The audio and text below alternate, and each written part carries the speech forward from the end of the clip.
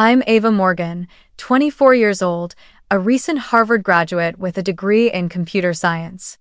The story I'm about to tell you isn't just about a graduation gift, it's about the thin line between gratitude and humiliation, between being loved genuinely and being used under the name of family. Have you ever had to walk away from your own family just to be seen as a real person? And where are you watching this story from, so I know I'm not alone tonight? Harvard Yard gleamed under the crimson banners fluttering in the May wind. The drumbeats of commencement echoed through the clear blue sky, blending with cheers and the steady voice calling out each graduate's name. I walked beside Amelia, my twin sister, both of us in black gowns, square caps, and gold honor cords draped across our shoulders. From a distance, I saw Mom waving, her face glowing with pride. But her gaze lingered on Amelia a moment longer, as if the entire world had been created for that one daughter of hers. When we reached our parents, Mom rushed forward and wrapped Amelia in a tight embrace. She pulled out an ivory envelope tied with a red ribbon, her voice trembling with emotion. "A trip to Europe, all expenses paid. You deserve the best, Amelia.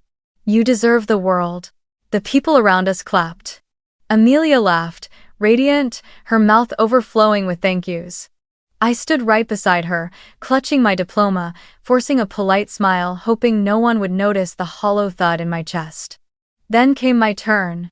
Mom turned to me with the same smile, but something in her eyes had cooled. She handed me a smaller, thinner envelope.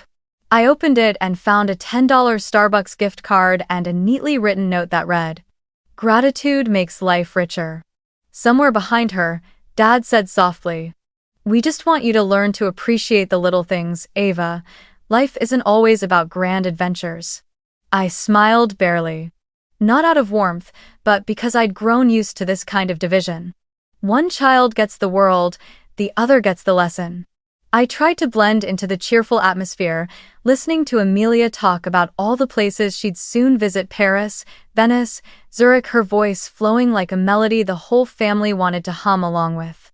I looked down at my hands, the fingertips slightly calloused from endless nights of typing, coding for hours on end to finish projects for MetaView Labs. These were the same hands that had paid every single mortgage bill for the house. They were standing in the little brick house with the white door and the small garden out front. The one they once said, "We'll lose if no one helps." But they didn't remember. Or maybe they never really wanted to. I said nothing. I only tightened my grip on the diploma, feeling the cold from the red leather cover seep into my palm. When the final drumbeat of the ceremony echoed across the yard, the crowd erupted in cheers, caps flying high into the golden sunlight. I looked up, watching hundreds of black squares spinning through the air, and thought about how strange it all was. Amelia and I were born just 1 minute apart, studied under the same roof, wore the same honors cords, yet our lives had somehow been priced at two completely different values. $10 and the world. Lynn. I knew I'd never forget that, feeling sharp and clear all at once. And in that very moment, surrounded by glittering joy and triumphant music, I realized something. This wasn't just my Harvard graduation. It was my graduation from my own family. In my memories, Amelia had always been the light of that house. She had a contagious smile, a clear, effortless voice, and a gift for making people feel lucky just to be around her. I, on the other hand, as everyone liked to say, was the smart but quiet one. When I was younger, I used to think that was a compliment. Until I understood, it was just a gentler way of saying I was never quite lovable enough to be noticed. I remember it so vividly: the piano recital when I was 10. A small room inside our town's art center, the walls lined with framed certificates and old trophies.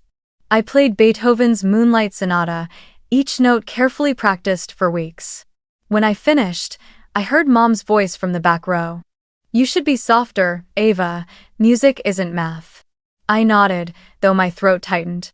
Then it was Amelia's turn. She missed a few notes, her hands trembling, but she still ended with that radiant smile of hers.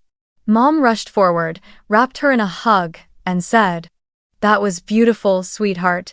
You played with heart." I stood beside them, clutching my sheet music, trying not to show the difference everyone could see but no one would ever say out loud. We were raised to believe that our parents love us both equally. But some truths don't need words, they shine as clearly as sunlight at noon. Amelia was the one chosen to be seen, to tell stories at dinner, to represent the perfect Morgan family Mom liked to brag about. I was the one who made sure the Wi-Fi didn't drop, the printer worked, and the bills were paid on time. When the living room light flickered, Dad called for me, not Amelia. When Mom needed her Apple ID updated, she came to me. When their credit card got declined during online shopping, the one who fixed it was still me. I never complained. Partly because I was used to it, and partly because I thought that was the only way I could ever be noticed, by being useful, not lovable. Amelia always knew how to say the right thing to make people happy. She could turn a mistake into a funny story that made the whole table laugh. Me? Every time I said something true, the air went silent. Once, at a family dinner, Aunt Helen asked what we wanted to be when we grew up. Amelia said brightly, "I want to be an economist and help make the world richer." The table burst into applause.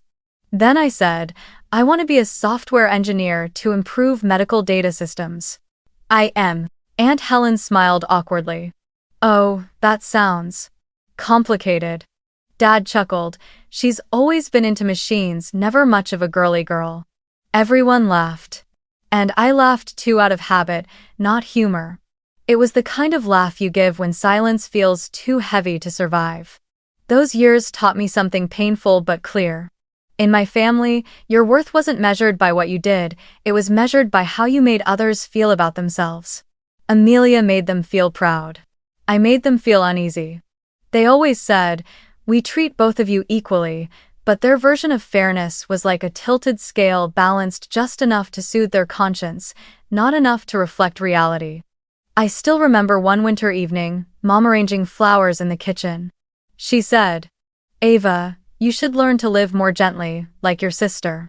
You're always so serious." Vi.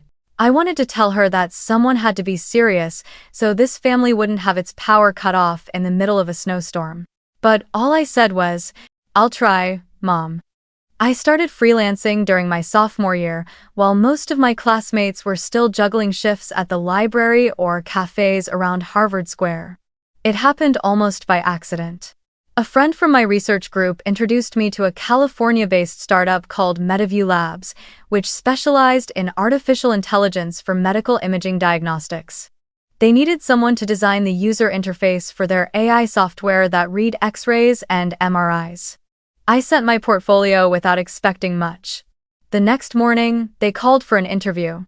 It lasted exactly 12 minutes. A week later, I got an email and offer to join as a remote freelancer for $7,000 a month. It was more than I ever thought a sophomore could earn. I still remember that night sitting in my tiny Winthrop House dorm, staring at the screen as the numbers in my bank account crossed 5 digits for the first time. I didn't scream. I didn't tell anyone. I just smiled. Maybe because I already knew what they would say if I did. "You're lucky, Ava. Don't let it make you arrogant." My work was quiet but steady. I woke up early, attended classes during the day, then coded late into the night. While my friends went to parties, I sat with a cup of cold coffee and hundreds of lines of Python code. But I never felt lonely. For the first time, I felt valuable in a way no comparison could diminish. Every month, MetaView wired the payment on time. I paid my tuition, covered all my expenses, and still had money left over. I didn't spend lavishly. I saved most of it, almost instinctively, like someone who's learned that safety is something you have to build for yourself. Then one day, Dad called, his voice heavy with exhaustion. He said the bank had informed him that the mortgage rate was going up, monthly payments would rise by almost $900. Mom chimed in, half complaining, half blaming. "If your father hadn't invested in those properties in Worcester, we wouldn't be in this mess." I listened quietly, a knot tightening in my chest. The house in Newton was the only one they had left. I knew Dad would never sell it. After hanging up, I opened my laptop, logged into my bank account, and set up a recurring transfer. In the memo line, I typed, Morgan household, Ava contribution. From that day on, every month, $3,200 left my account automatically paying the mortgage on the house they were so desperate to keep. I never told anyone. In the months that followed, Mom would call to chat about fixing the roof or replacing the washing machine. Her voice sounded lighter, almost cheerful again. I thought she knew. I thought maybe, deep down, they felt grateful. But they didn't. Not once did they ask where the money came from. Not once did they say thank you. They just said things like, "It's lucky the bank gave us an extension." Or, "They must have lowered the interest rate." I stayed silent, still sending the payments. I didn't do it for recognition or pity. I did it because I wanted them to see that I had grown up, that I could shoulder part of the weight they once thought I was too serious or rigid to carry. In my mind, it was proof that love didn't need grand gestures. It could exist quietly, through small, unseen acts. But over time, I began to realize that in this family, nothing truly counted unless it looked good from the outside. And if your kindness wasn't bright enough to draw applause, it simply became invisible. I remember once hearing Mom proudly tell a neighbor, "Amelia just landed an internship in New York.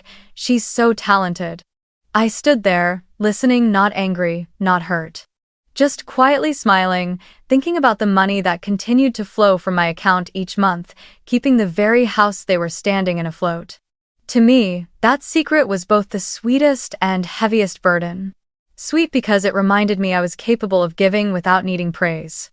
Heavy because it taught me that in this family, kindness was never enough to earn respect.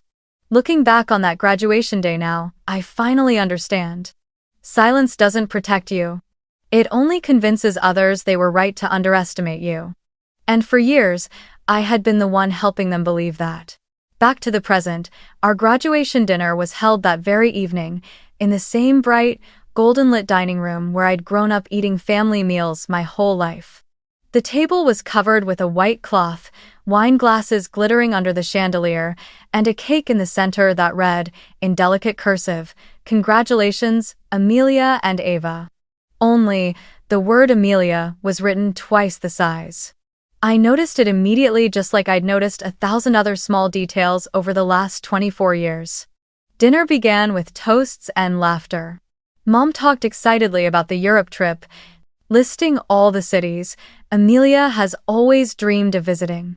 Dad raised his glass and said how proud he was that both daughters are brilliant, but Amelia clearly has the gift of leadership.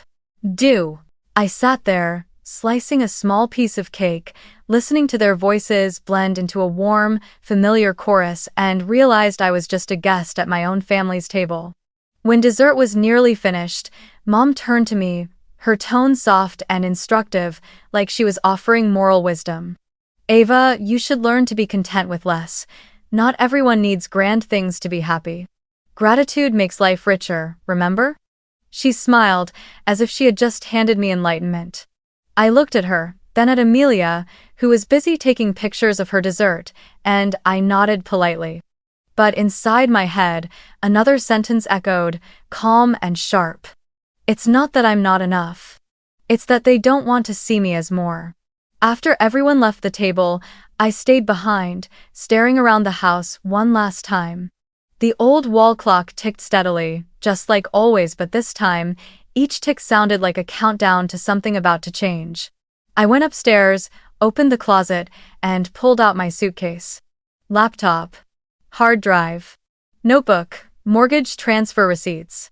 All neatly packed. No tears. No dramatic music. Just absolute silence. The kind that only comes when you've been preparing for this moment your entire life. The early summer nights in Boston still carried a trace of chill. I drove my old car across the Longfellow Bridge, watching the city lights shimmer over the surface of the Charles River. On the other side lay Cambridge, where the glass towers of the MIT Tech District sparkled like a constellation of possibilities. I found a small apartment, third floor of an old brick building, with a window overlooking a quiet street. When I signed the lease, I wrote my name in the firmest handwriting I'd ever used. No more Morgan household. No more memo lines saying contribution. Just Ava Morgan. A single name. An independent person. When I got to the apartment, I opened the windows to let the wind in and began cutting every old tie, one by one. I turned off family iCloud location, changed my banking passwords, updated my email and Apple ID, and revoked every financial access I had once shared. It felt light, like unfastening a necklace that had been strangling me for years. I boiled a packet of ramen, sat on the bare wooden floor, the glow from my laptop screen reflecting on my face. Outside, the city hummed with life, but inside me was a quiet I had never known before. I opened an old notes document and typed a single line, part promise, part declaration. If they want to learn gratitude, I'll teach them by silence. A week passed since the night I left the Newton house. Every morning, I woke up in that tiny Cambridge apartment, sunlight spilling across the worn wooden floor, the faint sound of the streetcar humming below. I had never seen the Boston sky so blue. No more mom calling me for breakfast. No more mortgage alerts in the family inbox. Everything was still. Clean. As if my life had finally been cut free from all the invisible strings I once mistook for duty. I worked harder than ever. MetaView sent 2 new projects, and I threw myself completely into the code, into data, into the evolving models of AI that once only filled my spare hours. I didn't have to check my parents' account anymore. Didn't have to worry about mortgage deadlines. On Saturday night, I brewed tea, turned on my favorite jazz playlist, and took a deep breath. For the first time, freedom didn't smell like loneliness. It smelled like peace. Then, on Sunday morning, my phone rang. The screen lit up with one word. Mom. I froze for a few seconds before answering. On the other end came the sound of muffled sobs, uneven and broken. Ava, what did you do to the mortgage account? The bank keeps sending alerts. They said this month's payment was cancelled. Ah. I kept my voice calm. I stopped paying, Mom. I don't live there anymore. A long silence followed. Then Dad's voice cut through, low and tight like a wire pulled too hard. What? You can't just do that. We're family. You have an obligation to help. I let out a small laugh, not mocking, just weary. I did help Dad for 18 months. Now I'm just practicing gratitude in my own way. On the other end, Mom began crying harder. Dad's voice rose, sharp with anger, accusing me of being ungrateful, of turning my back on family. I didn't argue. I let them speak. Then, quietly, I said, I don't owe anyone anything anymore. I've paid enough. In time, in money, and in faith. And I hung up. The room fell silent again. I sat there for a long while, watching my phone screen glow. Missed calls, Mom 5, Dad 3. Before it finally went dark. I thought I'd feel guilty. But I didn't. What I felt was something else, something unfamiliar, yet deeply calm, peace. For the first time, I wasn't the good daughter, programmed to save everyone. I wasn't the quiet fixer or the invisible provider. I opened the window. The morning breeze slipped through my hair, carrying the faint sound of church bells in the distance. And in that moment, I realized. For the first time in their lives, my silence was loud enough to scare them. Because they had never imagined a world where I stopped paying the price for their comfort. That night, as my phone kept buzzing nonstop, I turned it face down on the table, opened my laptop, and went back to work. Against the pale glow of the code editor, I saw the old memo line flash up. Morgan household, Ava contribution. I hit delete and watched it vanish. A small gesture, but it felt lighter than a breath. That weekend, just after I finished a build for MetaView and was about to brew a pot of peppermint tea, my inbox lit up with a cold subject line. Please confirm request to add joint backup payment to mortgage account, Morgan Residence. My heart skipped. I opened it, an email from the bank's servicing department, the loan history laid out with a confirm divided by decline link. At the bottom a note read, if you did not initiate this request, please call within 48 hours to verify. I didn't click any button. I picked up the phone and called directly. The customer service rep's voice was warm and polite as she asked me to verify information.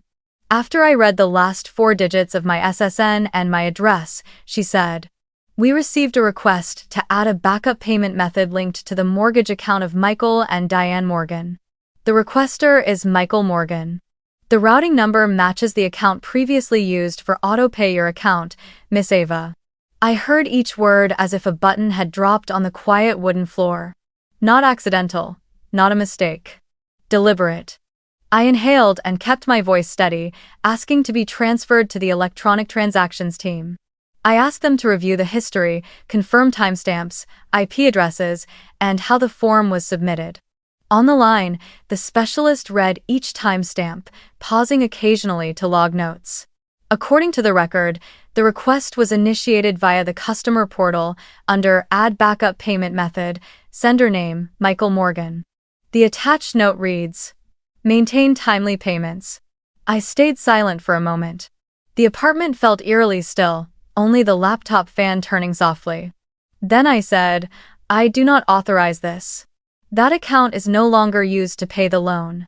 Any attempt to relink it is unauthorized." My voice did not shake. Calmness came naturally, like counting the beats before hitting enter on an important deploy. Immediately after that call, I requested that the old link be frozen and the incident logged as an unauthorized ACH activity. The representative confirmed that all payment method changes would be suspended, a fraud flag would be activated, and I would be issued a case reference number. I read the number back twice, wrote it carefully in my notebook, and asked for a time-stamped confirmation email. I then requested the removal of all authorized users who weren't me from the previous profile and asked that every transaction be restricted to 2-factor authentication under my sole control until the dispute was fully resolved. On the other end, the specialist promised to send a dispute package for e-signature, including a summary of the event and detailed instructions for submitting evidence. When the call ended, I opened my finance folder and dragged every screenshot of the automatic transfers from the past 18 months onto my screen. Each file was labeled with Morgan Household, Ava Contribution, the exact amount, date, and confirmation code. I built a quick spreadsheet. Start date, frequency, end date, and added one final note. Payments stopped after graduation. How was Alvin? I captured the warning email from the bank headers intact, downloaded the PDF confirming the dispute case, and organized everything into a new folder titled Evidence, Morgan House. Inside it, I created subfolders. H. History, bank, emails, call, logs, ID, case, screenshots. My engineer's instincts kicked in. I treated it like a critical system ticket, collecting logs, tagging files, packaging, and backing everything up to an external drive. Then the phone buzzed. Mom. I stared at the screen for a few seconds, then let it ring. A message came through right after. "Your father said he only added a backup payment option. It's not a big deal, that's our family home." I set the phone down and turned back to the laptop. I drafted a short email to the bank, polite but firm, confirming that any request to modify payment methods originating from an account, name, or device not belonging to me was done without the account holder's consent. I attached a copy of my ID, my current address, and asked that all primary contact information be updated to me only, with no further notifications forwarded to the family email. Night fell quickly over Cambridge, the streetlights spilling gold across the window glass. I sat upright, fingers resting on the keyboard, and suddenly saw a boundary I'd never been able to name before, now drawn as sharply as if carved in light. For 18 months, I had filled every gap they created, patched every crack, kept that house from collapsing.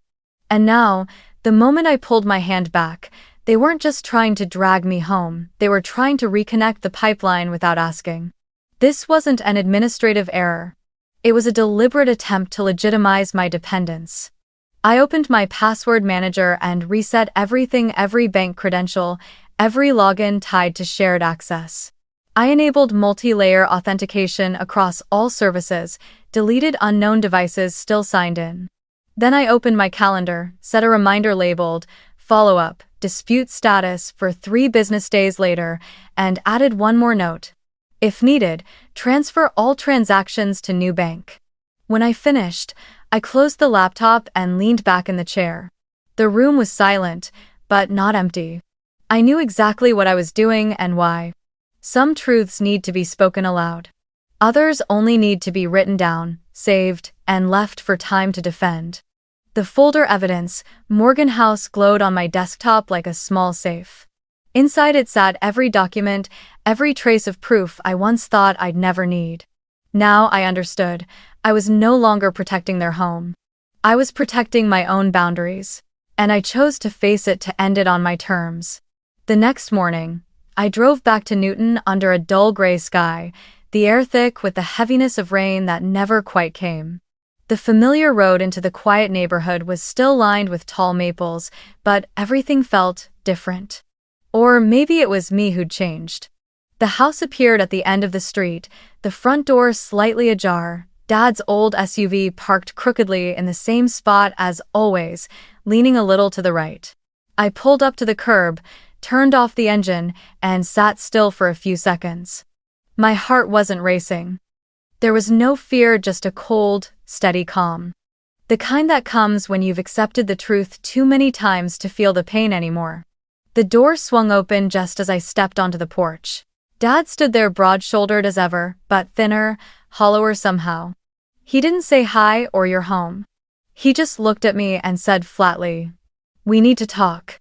I nodded and walked into the living room. Mom sat on the couch, eyes swollen and red. Amelia leaned against the doorway, arms crossed, her gaze sharp and defensive. The air felt heavy, thick, like each of us was clinging to our own version of being right in utter silence. Dad started first, his voice stretched tight like a wire. "We just want to keep the house, Ava. You know what happens if the bank forecloses? This family will have nowhere to go." I only added a backup payment option for safety. I met his eyes, steady and unblinking. "Safety for who, Dad?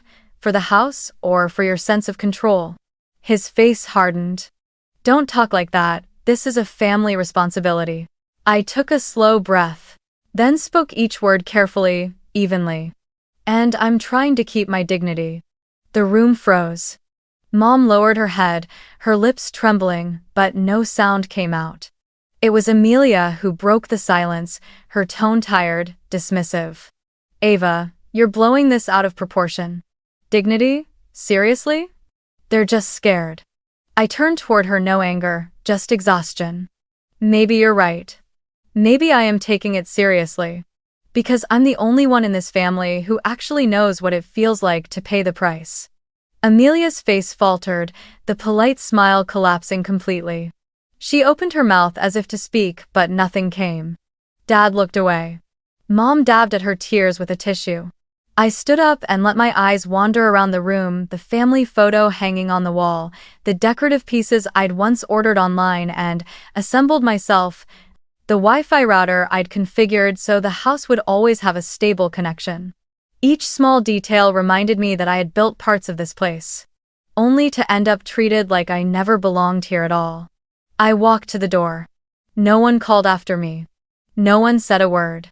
Outside, the wind rustled through the trees, carrying the faint scent of damp grass after rain. For the first time in years, I didn't cry, not from anger, not from pain. Tears couldn't soothe anything anymore. I got into my car, started the engine, and looked into the rearview mirror. Through the glass, their figures grew smaller, 3 people still standing in the house they fought so hard to keep, never realizing they were losing the only thing that ever truly mattered: trust. I turned the wheel and drove away, leaving the quiet street behind. This time, not to escape, but to never again return as someone who owed them anything. After that confrontation in Newton, I came back to Cambridge with a completely different state of mind. There was no emptiness this time, only a steady calm, the kind that comes after you stop chasing approval from people who were never willing to give it. I poured everything into my work. Mediview Labs started assigning me to major projects, optimizing the AI interface for early lung cancer detection, designing user behavior models for diabetes treatment applications. Each project stretched over months, demanding patience, precision, and something I had in abundance: the ability to see structure within chaos. Within 3 months, I landed 3 new contracts, all through internal referrals from medical engineers who had worked with me before. One late night, while working in my small apartment, I received an email from a former client. "Ava, have you ever thought about building your own brand? People here already know your design philosophy, quiet precision." I reread that phrase, quiet precision, 3 times. And suddenly, it hit me. That was exactly who I was. Not loud, but exact. Not flashy, but steady.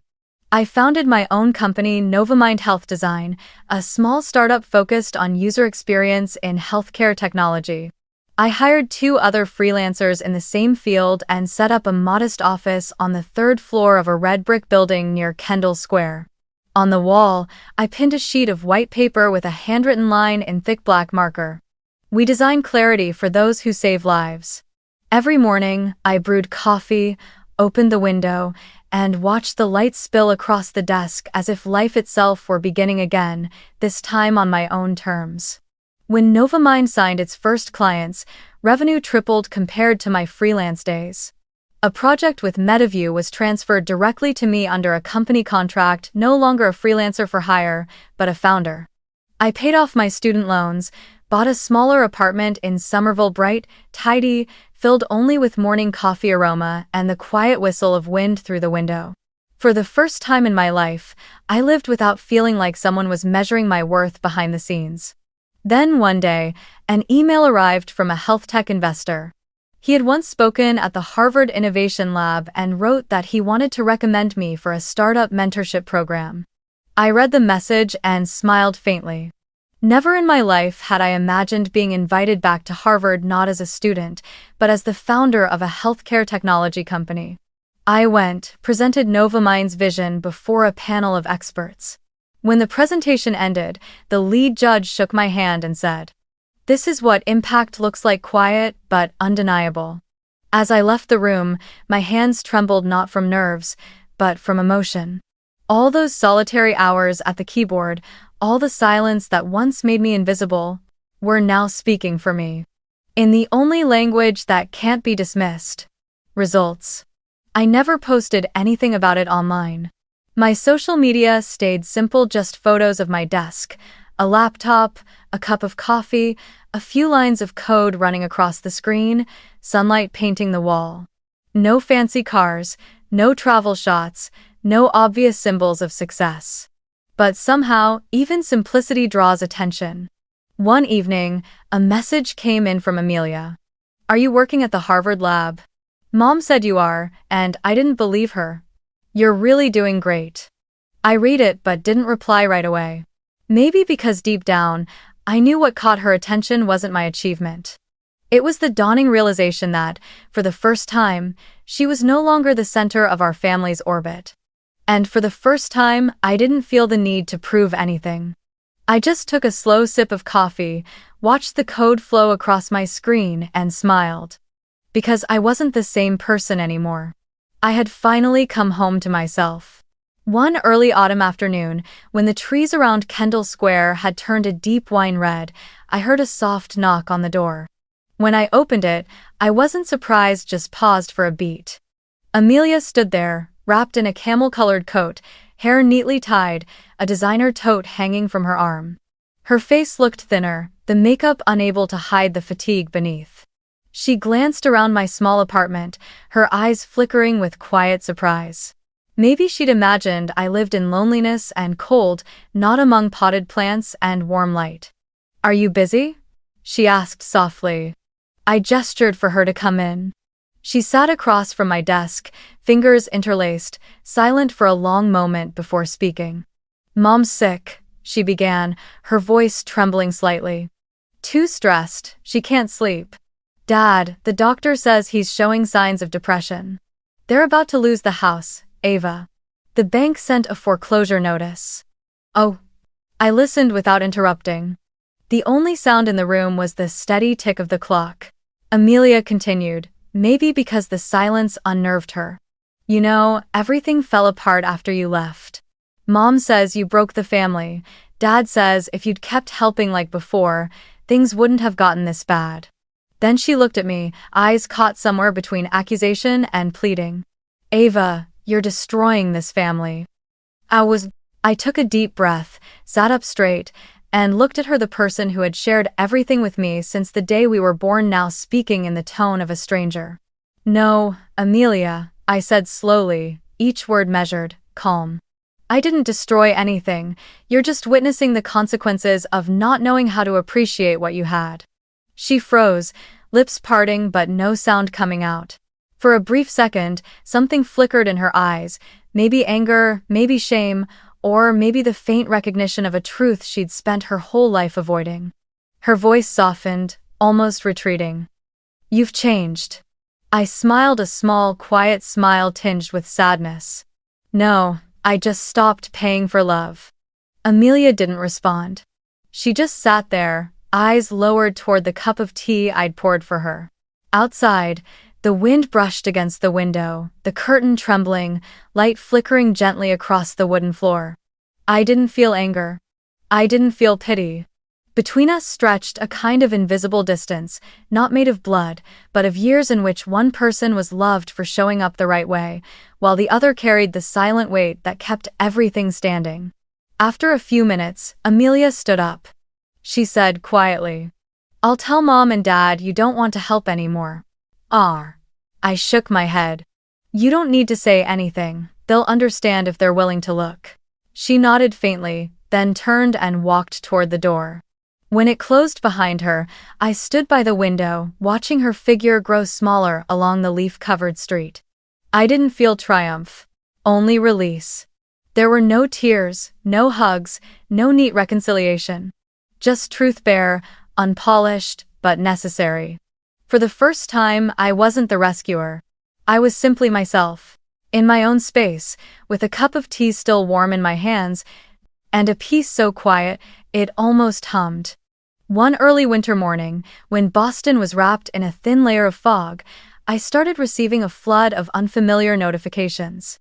Each message was a screenshot from the family's Facebook page, relatives commenting, arguing, leaving rows of exclamation marks and question marks. I opened one image. It was a snapshot of my parents' bank statement showing the monthly mortgage payments. And in the memo line, clear as day, Morgan household, Ava contribution. Below the picture, Aunt Helen's caption screamed in all caps. Unbelievable. Ava paid their mortgage for over a year and a half and no one in the family said a word. I sat there in silence for a few seconds, then exhaled slowly. I knew I hadn't sent that file by mistake, but maybe fate had a better sense of timing than I did. A few days earlier, I'd attached that same document while preparing my tax materials, intending to ask my accountant to double-check the transaction details. I hadn't realized that, while cleaning my inbox, I accidentally dragged Helen Morgan, family group, into the CC field. One small click enough to unravel everything. The family chat exploded. From Newton to Concord, phones rang nonstop, messages piled in. Some were shocked.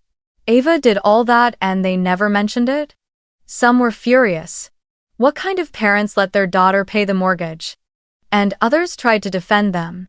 Oh, come on. Diane probably didn't mean any harm. Maybe she thought it was just family responsibility. But it didn't matter. Whether they defended or condemned, the story had already escaped their control. That evening, my mother called. Her voice trembled, part anger, part panic. Ava, what did you do? You could have just stopped helping, but how could you tell the whole family? I replied, my tone calm and even. I didn't tell anyone anything, Mom. I just told the truth through the numbers I transferred myself. Silence filled the line for several seconds before she hung up. 2 days later, Dad called. This time his voice was heavy, stripped of its usual authority. Do you know this has spread to church now? People are whispering, saying we took advantage of you. I've lost face with my friends. What did you gain from doing this? I closed my eyes, wondering if he even heard the words coming out of his mouth. Dad, I said slowly. The only thing I did was stop covering it up. And if the truth embarrasses someone, That's not my fault. Rumors spread faster than anyone could have imagined. At the church where my mother volunteered, people whispered about the Morgan house, the home their daughter had secretly been paying for nearly 2 years. Some old neighbors messaged me. Ava, I had no idea you did so much for them. They're lucky to have you. I read their messages but didn't reply. I didn't want this to turn into a public spectacle. I just wanted to let the truth speak for itself quietly, inevitably. And then, the inevitable happened. The bank sent a letter denying the refinance request, citing unstable payment history after the primary funding source ceased. A contact from the finance industry forwarded me the scanned letter. The Newton house would be repossessed sooner or later. I didn't feel joy. Not even a hint of it. What I felt was a strange kind of stillness. The kind that lingers after a storm finally passes, leaving broken branches glinting under soft sunlight. That evening, I stepped out onto my small balcony in Somerville and watched the city lights blur through the mist. I thought about my parents. How they were probably sitting in their living room, surrounded by boxes and silence, in the house they once vowed to keep at all costs. Maybe they were on the phone with the bank, trying to negotiate, trying to salvage the last shreds of their pride. But to me, the real loss wasn't the house. It was the one thing they had always treated as disposable. The trust of the person who once carried them in silence. I stood there for a long time, the cold wind brushing against my shoulders, and for the first time, I realized I didn't need to win. All I wanted was to see the truth in full view. Without excuses, without the glossy varnish of a perfect family. And in that moment, I knew. No matter what anyone lost, at least now, each of us was living in reality. No illusions left to cling to. After everything that had happened, I ran into my mother one late winter afternoon. Boston was cold and damp, the kind of chill that felt like rain seeping up from the ground itself. I parked outside the Whole Foods in Cambridge, where the yellow light glowed softly through the thick glass, warm and hazy against the icy wind. I only meant to pick up a few things for the week: vegetables, oatmeal, peppermint tea, and head home to finish the Nova Mind Fellowship proposal. My life had become tidy, structured, peaceful. So much so that sometimes even I didn't realize how far I'd traveled. From the chaos that once defined me. Inside the store, the soft white light spread evenly across the aisles. People moved slowly, the gentle scrape of shopping carts against the tiled floor blending with the low hum of background music. I stood by the organic produce section, leaning down to choose a bundle of bok choy, feeling the faint morning dew still clinging to its leaves. My mind was elsewhere, thinking about my upcoming talk. TEDx Harvard Medical Innovation had just confirmed the date. I would speak about independence, about quiet precision, about the strength of women who choose to walk away when their kindness is taken for granted. I smiled to myself at the thought. Until a voice, fragile and trembling, broke through the calm behind me. Ava? I froze. My name spoken softly, yet heavy enough to make my entire body still. I straightened up and turned around. And my heart sank. It was Mom. She stood just a few steps away, holding an empty shopping basket. She looked smaller than I remembered. Her thick gray coat couldn't hide how thin she'd become. Her once dark hair was streaked with silver. And on her face, new lines gathered like tiny rivers branching from her eyes. Those eyes, the same ones that had watched me leave for school every morning, were now shadowed with deep circles, dark as spilled ink. She looked at me for a long moment, then took a hesitant step closer, her voice shaking. Ava. I'm sorry. No other words were needed.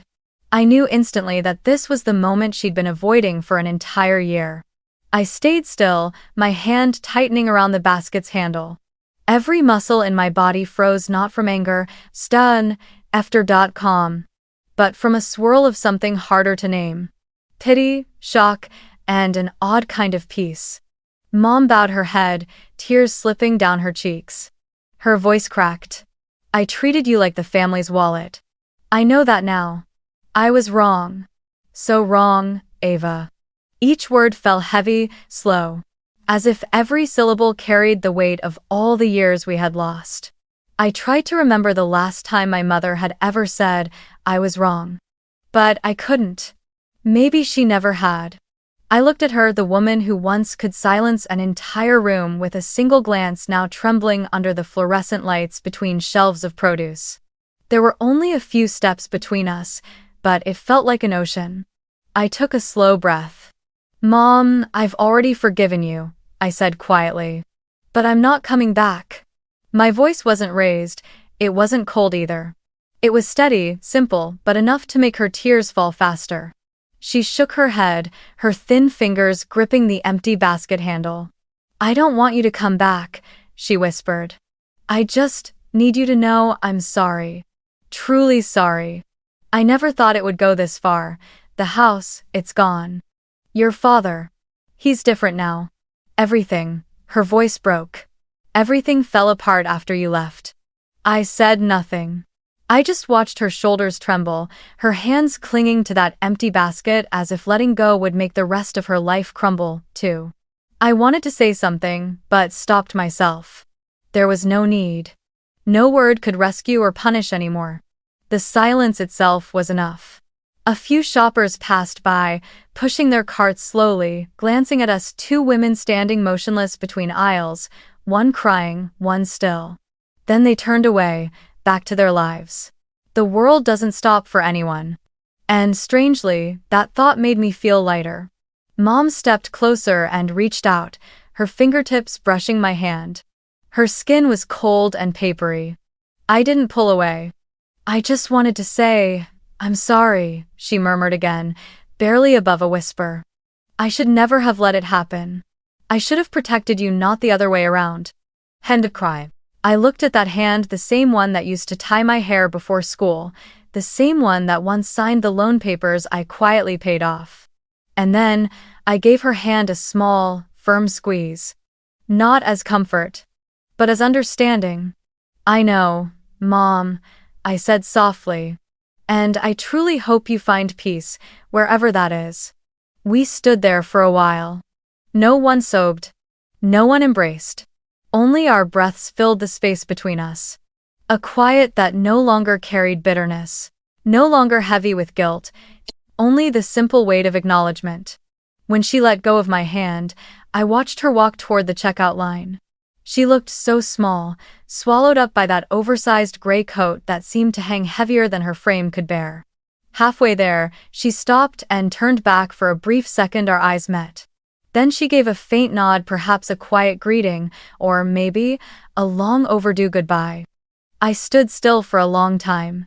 From the ceiling speakers came the soft hum of Moon River, the song the store always played near closing time.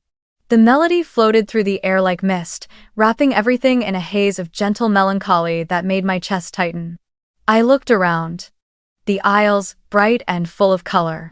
Strangers passing with calm, indifferent faces. The white lights above.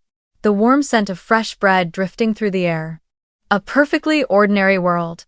And I realized for the first time in years, silence no longer hurt. I set my basket back on the counter, leaving it there. No groceries, no hesitation.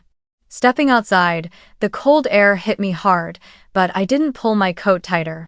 I just kept walking through the glowing parking lot, past the stream of people rushing home. I didn't know where Mom was driving, and I didn't need to. That encounter, brief as it was enough. Because I understood now. Forgiveness isn't about returning. It's about letting go. So you're no longer held hostage by what once broke you. It's when you can look at the person who hurt you and feel no tremor of fear left in your chest. It's when you can say, "I forgive you," and know that those words don't need to prove anything anymore. On the drive home, the city lights streaked past the windshield, reflecting across my face in the rearview mirror. And there, I saw someone different. Still me, but quieter, clearer. No longer the daughter waiting to be seen, but a woman who had already proven her worth. Not by staying, but by walking away. When I pulled up in front of my building, I smiled, small, certain. And in the heart of a noisy city, I finally felt something I hadn't dared believe in for years. I was free. A year later, I walked onto the stage of TEDx Harvard Medical Innovation, a place where I once only dreamed of sitting quietly in the audience, listening to someone else speak. The lights shone down, hundreds of faces looked up, and in the center of it all I saw myself. No longer the introverted student hiding behind a laptop, but a woman who had learned to stand steady in the light of her own making. That day, my talk wasn't about technology. It was about what had brought me here, the journey toward independence. I spoke about the years spent choosing between love and self-respect, about how kindness, even when unrecognized, still matters, because it defines who we are, not how others see us. I said, some people learn gratitude by receiving. I learned it by stopping my giving when those I gave to stopped valuing it. For a moment, the room went completely still. Then came the applause, loud, rising, and sincere. It wasn't just approval, it was confirmation. That my voice, once dismissed as too quiet to matter, had finally found its echo. After the talk, Novamind Health Design officially launched the Novamind Fellowship, a scholarship program supporting women in health technology, especially those paying their own way through school or under financial pressure from family. I named it after my own memories. Those long nights coding alone in a tiny room, believing that silent effort still meant something, even if the world didn't notice right away. I wanted young women to never have to choose between dreams and duty, between being a good daughter and being free. I wanted them to have the kind of beginning I never did. That evening, after the interviews and congratulatory emails were done, I went home to my apartment in Boston. The city glowed against the night sky, the lights reflecting on the Charles River like shards of broken glass turned to gold. I stood by the window, a warm cup of tea in hand. On the wall between Novamind's blueprints and certificates hung a small glass frame. Inside it sat the $10 Starbucks gift card from graduation day, the one with silver lettering. Gratitude makes life richer. Once, it had felt like the deepest cut of my life. Now, it hung beside the Novamind logo. A quiet reminder of how far I had come. A symbol of work, of independence, of a journey that turned pain into power. I looked at that little card for a long time, a faint smile forming on my lips. And in my mind, a voice spoke slow, steady, no longer bitter, only clear and calm. I did learn gratitude. Just not the way they tried to teach me. Outside, Boston shimmered under its winter lights. The wind drifted across the Charles, carrying with it the crisp scent of a new season. I took a sip of tea, warmth spreading through my chest. Life no longer felt like a competition. No more comparisons, no need for validation. Because in the end, gratitude isn't about learning how to bow your head. It's about knowing when to lift it and smile at the person you've become. Through my own story, I want to speak to anyone who's ever had to leave their own family just to be seen as a person. You are not selfish. You're simply choosing to live honestly. Some houses are filled with laughter but lack respect. Some relationships wear the name family, but demand that you shrink yourself just to fit in. Leaving doesn't mean you stop loving. It means you've learned to love yourself enough. Not to stay where you have to ask permission to exist. Sometimes, distance is the only thing that teaches people the value of what they once took for granted. And if you're somewhere out there right now, walking your own lonely, honest path, remember this. You're not alone. Because sometimes, it's in solitude that we finally rediscover the truest sound of our own soul. Thank you for staying with me to the very end of my story. If you believe someone out there needs to hear this too, please like, share, and subscribe. So, together, we can keep spreading the quiet strength of those who dare to stand up and choose themselves.